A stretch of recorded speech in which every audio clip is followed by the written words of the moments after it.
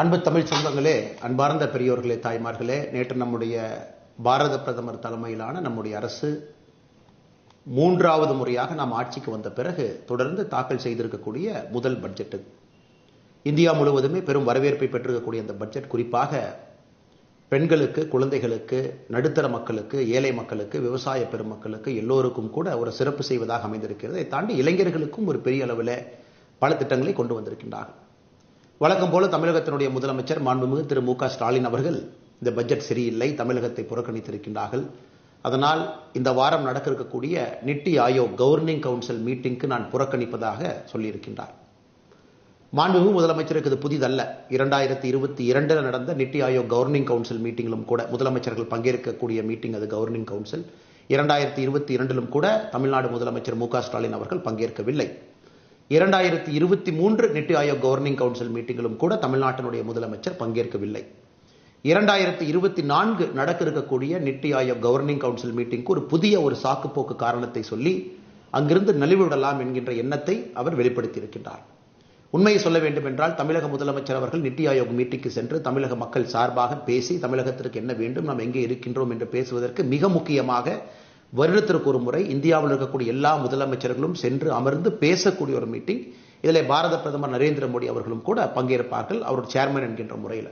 மாண்புமிகு தமிழகத்தினுடைய முதலமைச்சர் திரு மு.க. ஸ்டாலின் அவர்கள் சொல்லியிருக்கக்கூடிய காரணத்தை யாரும் கூட ஏற்றுக்கொள்ள மாட்டார்கள். என்ன சொல்லியிருக்கிறாங்க? தமிழகத்தினுடைய பெயர் பட்ஜெட்ல இல்லை. நாம் ஒரு விஷயத்தை புரிந்து கொள்ள வேண்டும் அன்பு சொந்தங்களே. இந்த தாக்கல் செய்யப்பட்டிருக்கக்கூடிய பட்ஜெட் என்பது 48,20,512 கோடி ரூபாய். இந்த 48,20,512 கோடியும் தமிழகத்தில் இருக்கக்கூடிய மக்களுக்கும் இந்தியாவில் இருக்கக்கூடிய எல்லா மக்களுக்கும் மத்திய அரசு கொடுக்க வேண்டும். அதுக்கு தான் இந்த பட்ஜெட். இந்த ஆண்டு முழுவதும் எப்படி இருக்கணும்? இதற்கு முன்பு யூபிஏ அரசு 10 ஆண்டு காலம் யூபிஏ அரசுல அவர்கள் போட்டிருக்கக்கூடிய பட்ஜெட்ல தமிழகம் என்கின்ற வார்த்தை, தமிழ்நாடு என்கின்ற பெயர் எத்தனை முறை வந்திருக்கு? நிதியமைச்சராக பி. சிதம்பரம் அவர்கள் பலமுறை பட்ஜெட்டை கொடுத்திருக்கிறாங்க. எத்தனை முறை வந்திருக்கு? 2004-05 பட்ஜெட்ல வரவே இல்லை தமிழ்நாடு என்கின்ற பெயர். 2005-06 தமிழ்நாடு என்கின்ற பெயர் வரவே இல்லை. 2006-07 தமிழ்நாடு என்கின்ற பெயர் வரவே இல்லை. 2007-08 54 கோடி ரூபாய் என்கின்ற மொத்த அடிப்படையில் 2 முறை தமிழகத்தினுடைய பெயர் இருந்துச்சு. 2008-09 ஒரு முறை தமிழகத்தினுடைய பெயர் 300 கோடி ரூபாய்க்கு இருந்துச்சு. 2009-10 தமிழகத்தினுடைய பெயர் இல்லை. 2010-11 ஒரு முறை தமிழ்நாடு என்கின்ற வார்த்தை இருந்துச்சு, 200 கோடி. 2011-12 இல்லை. 2012-13 இல்லை. மொத்தமாக 13-14 ஒரு முறை 7,500 கோடி. மொத்தமாக 10 ஆண்டுகள்ல தமிழகம் என்கின்ற பெயரை பயன்படுத்தி சிறப்பு நிதி அந்த திட்டத்திற்காக ஒதுக்கி இருப்பது 8,054 கோடி ரூபாய். யூபிஏவுடைய 10 ஆண்டு 2004-14. நாம் ஆட்சிக்கு வந்த பிறகு நம்முடைய வேறு பட்ஜெட்ல தமிழகம் என்கின்ற வார்த்தையை 2014-15 பட்ஜெட்ல 2 முறை பயன்படுத்தி இருக்கின்றோம், 129 கோடி. 2015-16 ஒரு முறை பயன்படுத்தி இருக்கின்றோம், 2,021 கோடி. 2021-22 ஒரே நேரத்தில் தமிழகம் என்கின்ற பெயரை பயன்படுத்தி 1,03,000 கோடி ரூபாய், குறிப்பாக தமிழகத்தினுடைய சாலை விரிவாக்கத்திற்காக 1,03,000 கோடி. இதுவரை நாம் தமிழகம் என்கின்ற வார்த்தையை பயன்படுத்தி 1,05,150 கோடி ரூபாய். உண்மையை சொல்ல போனால் இந்த 48,20,152 கோடி ரூபாய் எல்லா மாநிலத்துக்கும் வரும். ஒரு பட்ஜெட்ல எல்லா மாநிலத்தினுடைய பெயரையும் அவர்கள் சொல்வது கிடையாது. எல்லா மாநிலத்துக்கும் அது வரும். ஏதாவது ஒரு பெயர் மாநிலத்தினுடைய பெயரை ஒரு தமிழ்நாடு என்கின்ற பெயரை சொல்லியிருக்கக்கூடிய காலகட்டம் 2021-22 1,03,000 கோடியில வேற மாநிலத்தினுடைய பெயர் இருக்காது. ஆனா இதையெல்லாம் ஒரு சாக்குப்போக்கு காரணமாக எடுத்துக்கொண்டு நான் நித்தி ஆயோக் கவர்னிங் கவுன்சில் மீட்டிற்கு செல்ல மாட்டேன் என்று முதலமைச்சர் சொல்வதை யாரும் கூட ஏற்றுக்கொள்ள மாட்டார். இப்படி பேசக்கூடிய முதலமைச்சர் அவர்கள் யூபிஏ கூட்டணியில் இருந்த பொழுது தமிழகம் என்கின்ற பெயரை பயன்படுத்தி யூனியன் பட்ஜெட்ல அதற்காக ஒதுக்கி இருப்பது 8,054 கோடி.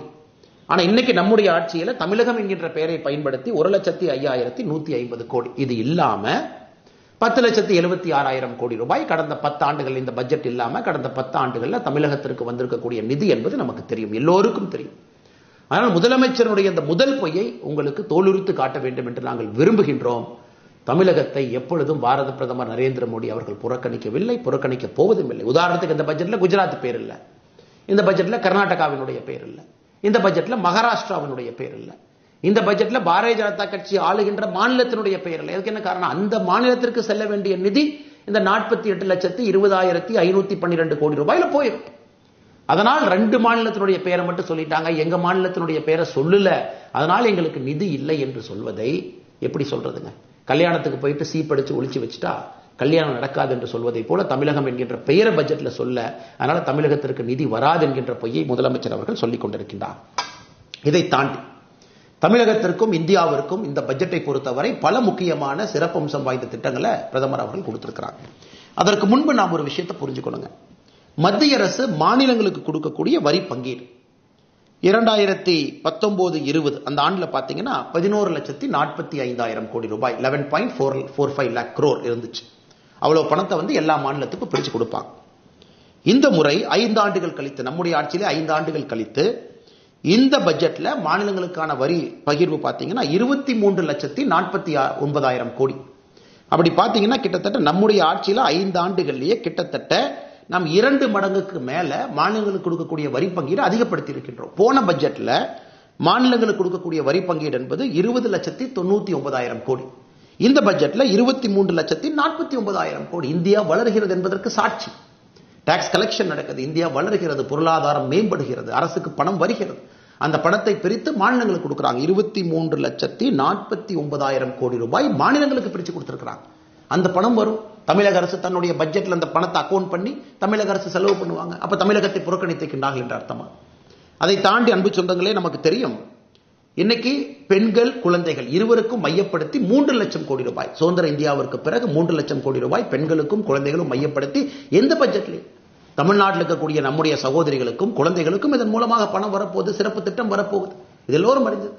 இன்னைக்கு மிக முக்கியமாக அமைப்பு சார், அதாவது ஆர்கனைஸ்ட் எம்ப்ளாய்மெண்ட்ல இன்னைக்கு புதிதாக வேலைக்கு செல்லக்கூடிய யாரு வேலைக்கு சேர்றாங்களோ 1 மாச சம்பளத்தை மத்திய அரசு 3 இன்ஸ்டால்மெண்ட்ல அந்த கம்பெனி கொடுக்கிறாங்க, ஊக்குவிப்பதற்காக, வேலை வாய்ப்பை ஊக்குவிப்பதற்காக. இன்னைக்கு புதிதாக ஒருத்தர் படிக்கிறார், ஆர்ட்ஸோ இன்ஜினியரிங்கோ படிக்கிறாங்க, ஒரு கம்பெனில வேலைக்கு சேர்றாங்க, அந்த கம்பெனில இபிஎஃப் கட்டுறாங்க. 1 மாத சம்பளத்தை 1 லட்சம் ரூபாய் வரை, மேக்சிமம் 1 லட்சம் ரூபாய் வரை அவங்க சம்பளம் இருக்கலாம் அந்த கேட்டகரிக்குள்ள. 1 மாச சம்பளத்தை மத்திய அரசு 3 இன்ஸ்டால்மெண்ட்ல அந்த கம்பெனி கொடுக்கிறாங்க, தனியார் நிறுவனத்திற்கு. காரணம் வேலை வாய்ப்பை ஊக்குவிக்கணும். இன்னொரு இடத்துல பாருங்க, அடுத்த 5 ஆண்டுகள்ல 1 கோடி இளைஞர்களுக்கு ஸ்கில் இன்டர்ன்ஷிப், அவருடைய திறனை மேம்படுத்துவதற்காக இன்டர்ன்ஷிப், இந்தியாவில் இருக்கக்கூடிய 500 பெரிய நிறுவனத்துல அவங்க 1 கோடி இளைஞர்கள் அடுத்த 5 ஆண்டுகள்ல இன்டர்ன்ஷிப்புக்கு போறாங்க. முதல்ல 6,000 ரூபாய் கொடுக்கறாங்க, மாசம் இன்டர்ன்ஷிப்புக்கு 5,000 ரூபாய் கொடுக்கறாங்க. இதெல்லாம் எல்லோருக்கும் வரக்கூடியது, குறிப்பாக இளைஞர் மேம்பாட்டுக்காக கொண்டு வந்திருக்கக்கூடிய திட்டத்தை நம்ம பார்த்திருக்கின்றோம். இதெல்லாம் இந்த பட்ஜெட்டினுடைய மிக சிறப்பான ஒரு விஷயங்களாக நாம் பார்த்து கொண்டிருக்கின்றோம். அதை தாண்டி குறிப்பாக யாரு வீடு இல்லையோ, நம்முடைய தேர்தல் அறிக்கையிலே சொல்லி இருக்கின்றோம், இந்த பட்ஜெட்லயும் சொல்லி இருக்கின்றோம், கிராம பகுதியில் 3 கோடி வீடு, நகர் பகுதியில் 1 கோடி வீடு, ஒரு வீடு 10 லட்சம் ரூபாய் பெறுமானதாக நகர் பகுதியில் 1 கோடி வீடு நாம் கட்டி கொடுப்போம் என்கின்ற நகர்ப்புறத்தில் இருக்கக்கூடிய ஏழைகளுக்கான திட்டத்தை நம்முடைய பாரத பிரதமர் நரேந்திர மோடி அவர்கள் தலைமையிலான அரசு கொண்டு வந்திருக்காங்க. அதையும் நம்ம பார்க்கிறோம். அதையெல்லாம் தாண்டி உள்கட்டமைப்பு 11,11,111 கோடி ரூபாய், சாலைகள், துறைமுகங்கள், நம் போக்குவரத்தை வேகப்படுத்துவதற்காக நாம் கட்டக்கூடிய எல்லா உள்கட்டமைப்புக்கும் கூட 11,11,111 கோடி ரூபாய் நாம் ஒதுக்கீடு செய்து காட்டியிருக்கின்றோம். அதை தாண்டி இன்னைக்கு சோலார் 1 கோடி வீடுகளுக்கு கிட்டத்தட்ட 300 யூனிட் இலவசம். அது எந்த அளவுக்கு இந்தியாவில் கரண்ட் பில் குறையும், அதுவும் தமிழகத்தில் பார்த்தீங்கன்னா 3 முறை கரண்ட் பில் ஏற்றி வச்சிருக்கிறாங்க. இதையெல்லாம் பிரதமர் அவர்கள் கொண்டு வந்துட்டு இருக்காங்க. தமிழகத்தில் சோலாரை உருவாக்குவதற்கு ஏதாச்சும் அவங்க பண்ணியிருக்கிறாங்களா? இந்த கேள்விக்கெல்லாம் முதலமைச்சர் அவர்கள் பதில் சொல்வதற்கு தயாராக இல்லை. மற்ற எல்லா விஷயத்தையும் அவங்க பேசுறாங்க. இன்னைக்கு சோலார் மின் திட்டம் விரிவாக்கத்திற்கு மட்டுமே 1,28,00,000 அப்ளிகேஷன் வந்திருக்குது பாருங்க, 1 கோடி பேர் அந்த திட்டத்திற்கு. அதை தாண்டி முத்ரா கடன் திட்டம், குறிப்பாக தமிழகத்தை பொறுத்தவரை முத்ரா கடனிலே அதிகமாக பயன்பெறக்கூடிய ஒரு மாநிலம். 10 லட்சம் ரூபாயில் இருக்கக்கூடிய கடன் உச்சவரம்பு இன்னைக்கு 20 லட்சம் ரூபாய் கொண்டு போயிருக்கிறாங்க. இது எல்லோருக்கும் கூட மிக முக்கியமான ஒரு விஷயமாக நாம் பார்க்கின்றோம். அதெல்லாம் தாண்டி இன்னைக்கு புற்றுநோயாளிகள் பயன்பெறும் வகையில் அவங்க பயன்படுத்தக்கூடிய 3 முக்கியமான மருந்துகளுக்கு வரி விலக்கு இருக்குங்க. உள்நாட்டு உற்பத்தியை ஊக்குவிக்க மொபைல் போன் சார்ஜர் மீதான வரி 15% குறைச்சிருக்கிறாங்க. லித்தியம் கோபால்ட் 25 கனிமங்கள் மீதான வரியை குறைச்சிருக்கிறாங்க. தங்கம் வெள்ளி மீதான சுங்க வரி 6% குறைவு. இன்னைக்கே தங்கம் பார்த்தீங்கன்னா ரேட் 2,000 ரூபாய் மார்க்கெட்ல குறைஞ்சிருக்கு. அதை தாண்டி ஒரு துறையா பாருங்க, வேளாண்மை துறைக்கு 1,51,000 கோடி, கல்விக்கு 1,25,000 கோடி, மகளிர் நலன் பெண்கள் குழந்தைகள் 3 லட்சம் கோடி, உள்கட்டமைப்பு 11,11,111 கோடி, பாதுகாப்பு 4,54,000 கோடி, ஊரக வளர்ச்சி 2,65,000 கோடி, உள்துறை 1,50,000 கோடி, தகவல் தொழில்நுட்பம் 1,16,000 கோடி, சுகாதாரம் 89,287 கோடி, மின்சாரம் சம்பந்தப்பட்ட துறைகளுக்கு 68,789 கோடி. இதெல்லாம் பார்த்தீங்கன்னா 48,20,512 கோடி ரூபாயும் இந்தியாவில் இருக்கக்கூடிய எல்லா மக்களுக்கும் பகிர்ந்தெடுத்திருக்கிறாங்க. அதனால் இவர்கள் சொல்லக்கூடியது முழு பொய்யை. இவங்க நித்தி ஆயோக் போறதுக்கு மனசு இல்ல. தமிழ்நாட்டுக்கு தேவையான விஷயங்களை பேசி கொண்டு வருவதற்கு முதலமைச்சரால முடியாது. 2022 முதலமைச்சர் போல, 2023 போலீங்க, 24 போக மாட்டேன்னா என்ன அர்த்தங்க? வருடத்திற்கு ஒரு முறை இந்தியாவினுடைய எல்லா முதலமைச்சர்களும் பாரத பிரதமரோடு சந்திக்கக்கூடிய கவர்னர் கவுன்சில் மீட்டிங். அந்தந்த மாநிலத்தை பற்றி எல்லோருக்கும் பேசுவதற்கு உரிமை இருக்கு. அதனால் முதலமைச்சருக்கு போவதற்கு மனமில்லை. அதற்கு சாக்கு போக்கு சொல்வதற்காக இதை கையில் எடுத்துக்கொண்டு முதலமைச்சர் அவர்கள் நாடகம் ஆடுகின்றார். அதனால் பாரதிய ஜனதா கட்சியினுடைய கோரிக்கை, மாண்புமிகு தமிழகத்தினுடைய முதலமைச்சர் அவர்கள் செல்லணும். தமிழக மக்களுக்காக பேசுறாங்க. அவர் குடும்பத்தையோ திமுகவையோ அவர் என்கின்ற தனி மனிதனையோ போய் ரெப்ரசென்ட் பண்றதுக்கு அந்த மீட்டிங் இல்லைங்க. தமிழ்நாட்டினுடைய பிரச்சனையெல்லாம் சொல்றக்கு. தமிழ்நாட்டுக்கு இன்னும் அடுத்த வருஷம் அதிகமா வரி வேணும், இன்னும் புதிய திட்டங்களுக்கு பணம் வேண்டும், இது வேண்டும், இன்னும் மத்திய அரசு பணம் கொடுக்க வேண்டும். எதாக இருந்தாலும் முதலமைச்சர் நியாயமான முறையில் போய் நித்தி ஆயோக்ல கேட்டா தாங்க பணம் வரும். அப்பதான் அடுத்த பட்ஜெட்டுக்கு கொண்டு போக முடியும். அதற்கு ஆளுங்கட்சியாக மத்தியில் இருக்கக்கூடிய பாரதிய ஜனதா கட்சி, இங்க இருக்கக்கூடிய நாங்களும் அதற்கு போராடுகின்றோம். முதலமைச்சர் போய் பேசணும். அங்க போய் பேசவே மாட்டோம். தென் தமிழகத்தில் தண்ணி பிரச்சனை, பணம் வேண்டும். இன்னைக்கு தென் தமிழகத்தில் குறிப்பாக படித்துவிட்ட இளைஞர்களுக்கு வேலை வாய்ப்பு இல்லை, அது பேசணும். தமிழகத்தில் ஆனைமலை நல்லாறு திட்டத்திலிருந்து பல திட்டங்களுக்கு ஆயிரக்கணக்கான கோடி ரூபாய் பணம் வேண்டும், அதை பத்தி முதலமைச்சர் பேசணும். தமிழகத்திற்கு வேறு என்ன பணம் வேண்டும்?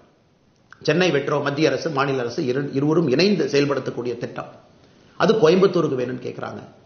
அது தமிழகத்தில் இருக்கக்கூடிய எல்லா பெரிய ஊர்களுக்கும், மதுரைக்கு வேண்டும், எல்லா ஊர்களுக்கும் வேண்டும் என்று கேட்கிறாங்க. அதை முதலமைச்சர் போய் கோரிக்கையை வைக்கட்டும், நித்தி ஆயோக் பயன்படுத்தட்டும். அந்த கோரிக்கையில் நியாயம் இருந்தால் நாங்களும் முதலமைச்சரோடு சேர்ந்து பேசுகின்றோம். தமிழகத்திற்கு வர வேண்டிய பணத்தை கொண்டு வருவதற்கான எல்லா முயற்சி எடுக்கிறோம். 10 ஆண்டுகளில் 10,76,000 கோடி ரூபாய் கொடுத்து, இந்த பட்ஜெட்லையும் இது போல எல்லா அறிவிப்புகளும் கொடுத்து தமிழகத்தில் இருக்கக்கூடிய எல்லோரும் பயன்பெற போறாங்க. இன்னைக்கு நம்முடைய நிர்மலா சீதாராமன் அவங்க சொல்லியிருந்தாங்க, இன்னைக்கு ராஜ்யசபால மகாராஷ்டிரா என்கின்ற பேரை நான் சொல்லாம இருந்திருக்கலாம். ஆனா மகாராஷ்டிராக்கு 67,000 கோடி ரூபாய் ஒரு ப்ராஜெக்டுக்கு போகுது. அதனால் ஒரு மாநிலத்தினுடைய பெயரும் நான் சொல்ல வேண்டும் என்கின்ற அவசியம் இல்லை. மாநிலத்தினுடைய பெயரை சொல்லவில்லை என்றாலும் கூட அந்த பகிர்மான நாம் கட்டியிருக்கக்கூடிய அந்த வரி என்பது எல்லோருக்கும் வரப்போகுது. அதுக்கு தான் அந்த பட்ஜெட்டினுடைய டோட்டல் காஸ்ட் 48,20,512 கோடி ரூபாய். இந்திய அரசியல் வரலாற்றில் அதிகமாயிட்டே போகுது. மாநிலத்திற்கு வரக்கூடிய நிதி பகிர்மானமும் ஒரு பக்கம் அதிகமாகுது. 2019-20க்கும் 24-25க்கும் 2 மடங்குக்கு மேல அதிகமாயிருக்கு. அதனால இதை எதுவும் பேசாத முதலமைச்சர் தமிழகத்திற்கு 100 industrial city plug and pay மாடல்ல வந்திருக்கு. அதையும் மத்திய அரசு ஊக்குவிக்கிறாங்க. தமிழ்நாடு உட்பட பெரும் நகரங்கள் அந்த 100ல இருக்க போறாங்க. அது எதுவுமே பேசல, வீடு வரப்போகுது.